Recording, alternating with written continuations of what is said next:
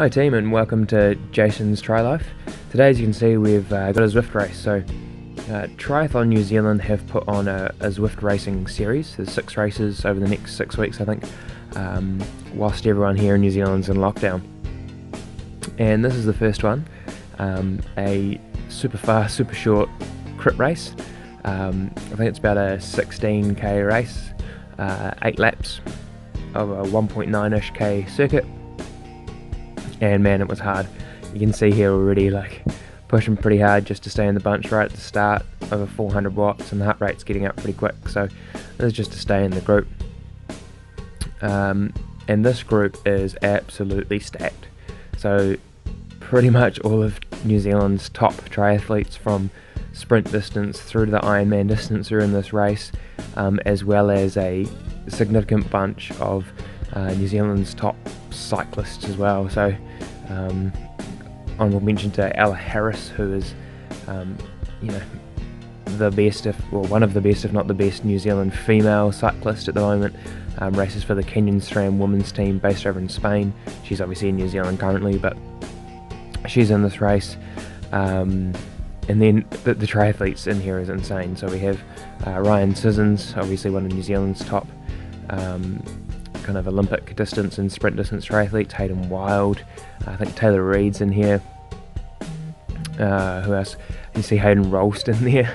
So not a triathlete, but one of New Zealand's best pro cyclists back in the day, Tour de France pro and lead out man for some of the fastest sprinters in the world at the time. So he's certainly made for this. You can see Kyle Smith there, who is New Zealand's current 70.3 or half Ironman pro champ, so he's not too shabby. He also set the course record on the Tauranga half and rode I think just over a 2-hour bike split, which 45 k's an hour for 2 hours is pretty insane. You see David Martin in there. He's another solid age group racer who I've raced with a few times, mainly in duathlon when I first started. We're pretty tit for tat, but I think he's got the better of me both times. We have, who else have we got in here? Gus Marfell, who's a young dude coached by my father down in Blenheim. I think he's about 16, and he's something special. He's certainly one to watch. Super strong cyclist, and arguably even a stronger runner. So hopefully we'll see some exciting things from him in the next couple of years.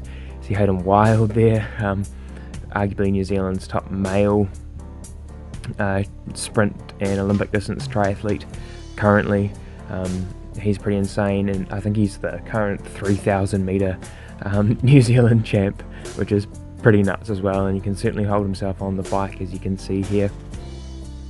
You've probably realised also that this is in 2x speed. I just wanted to get through it a bit quicker, but you can see that, man, 6 minutes in and we're still going hard.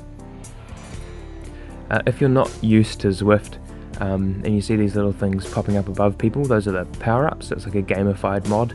As you can see here, I was going hard with the drafting boost, going off the front, trying to see what's going to happen, but very quickly get swamped when I lose that boost. So probably not the smartest thing to do in a race that is this hard, from first to almost 40th in a split second. So you can see that this was a solid race. My heart rate hasn't gone under about 175 the whole race, and I'm still putting out plenty of power to try and stay in this group.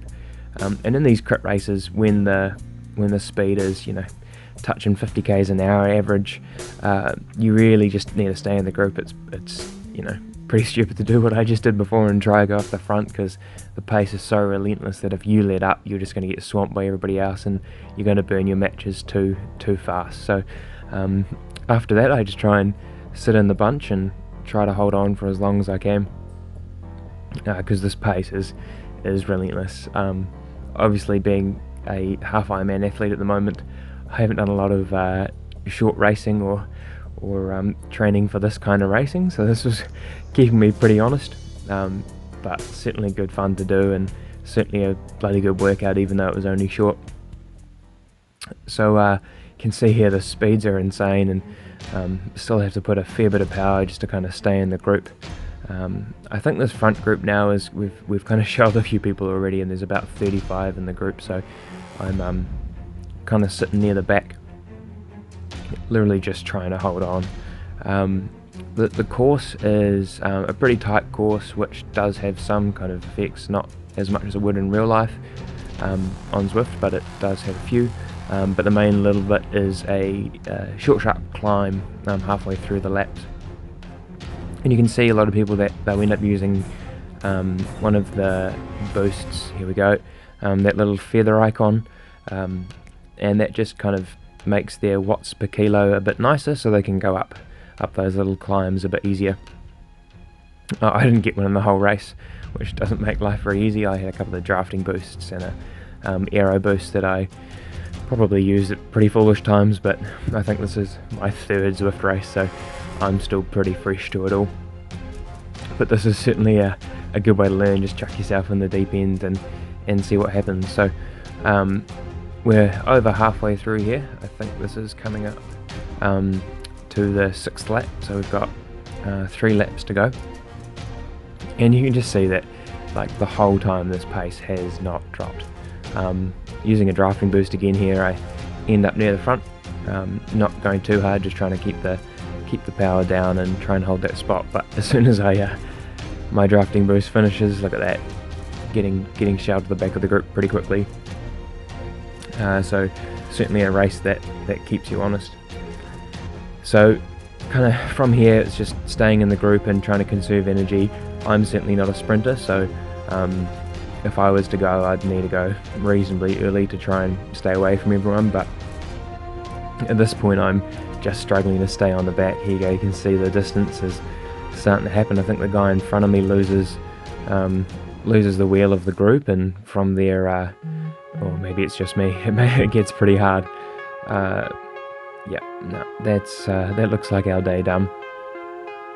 See, I'm putting up 400 watts there to try and get back on the group, almost over 400 watts, and it's just, they're just pushing it away from me. So that draft benefit of being in a pack, even on Zwift, is pretty significant. You can see here, get the aero boost and use it straight away, and again try and put out that power to catch back up, but man, they're just putting time into me still. So this is pretty much race over for me with just over excuse me, just over 3Ks to go.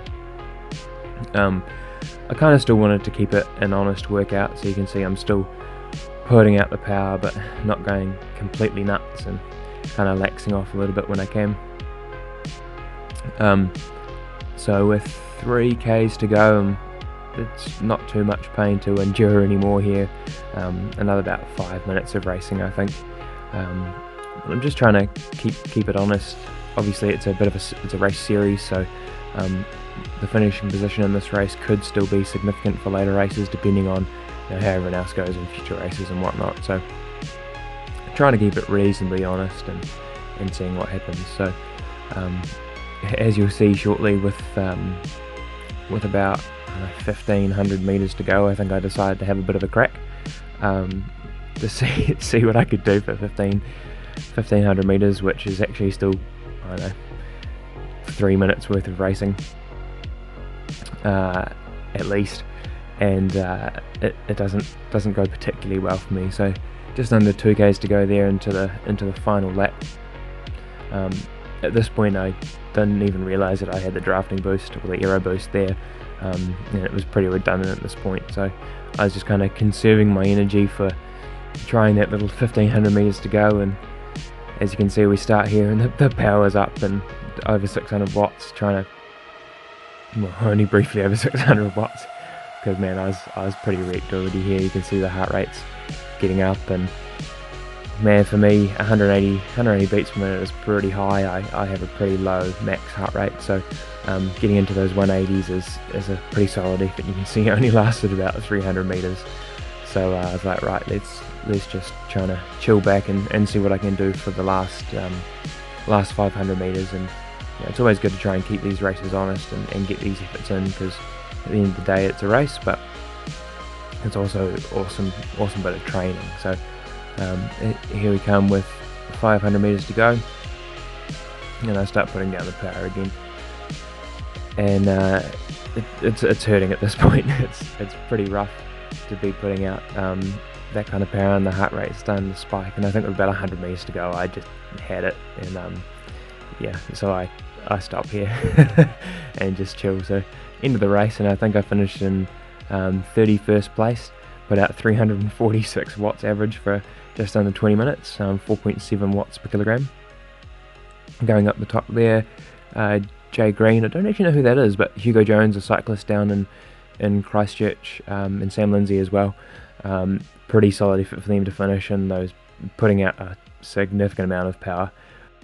Oh, there you can see Hayden Rolston. I think I said Greg Henderson earlier in the race, so screwed that up a bit, but I'll take finishing just behind a former World Tour pro. So if you like this video and are keen for some more, please like, subscribe to my channel and hit the bell icon. I'll try and do some live streams. The internet was a bit average today, so I'll get that fixed and get some more of this content as well as other content out there, and yeah, enjoy, and I'll see you soon.